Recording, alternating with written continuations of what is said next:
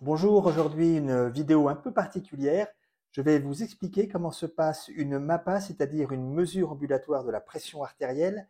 Alors ça va être un peu particulier parce que je vais faire cet examen sur moi et donc au fur et à mesure de cet examen, je vais vous expliquer comment se passent les choses. La MAPA est un excellent moyen pour mesurer la pression artérielle et pour rechercher, pour faire un diagnostic d'hypertension artérielle ou alors également pour suivre une personne qui est sous traitement antihypertenseur et pour vérifier si le traitement fonctionne correctement.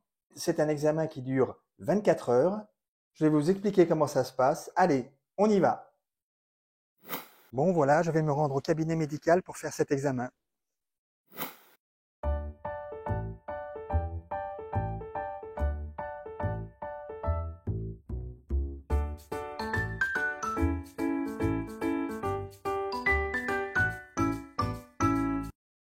Voilà, je sors du cabinet médical. On vient de me poser un holter tensionnel pour faire la MAPA avec un appareil qui est ici au niveau de la ceinture et un brassard. Je vais vous montrer ça de façon plus détaillée.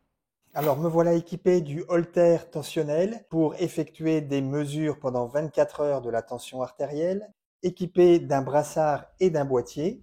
Le brassard se gonfle tous les quarts d'heure durant la journée et durant la nuit toutes les demi-heures. En se gonflant, le brassard va mesurer la tension artérielle. Pour avoir une évaluation fiable de notre tension artérielle, il est conseillé de la mesurer à notre domicile.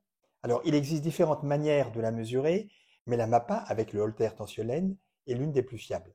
Parallèlement à ces mesures, il faut compléter une espèce de carnet de bord où l'on explique tout ce qu'on fait dans la journée, c'est-à-dire le lever, quand est-ce qu'on prend un repas, quand est-ce qu'on bouge, qu'on fait une activité physique, etc., quand est-ce qu'on va au lit, quand est-ce qu'on se réveille, car l'analyse des chiffres tensionnels se fera bien sûr en fonction de ce qu'on a fait dans la journée. Si on fait une activité physique, il est normal d'avoir une tension artérielle élevée, et si l'on se repose, si l'on regarde la télévision dans un canapé ou quand on dort, la tension artérielle diminue. Donc pour pouvoir faire une analyse fiable de la variation de la tension artérielle au cours de la journée, le médecin doit recueillir des informations pratiques sur l'activité du patient durant la journée.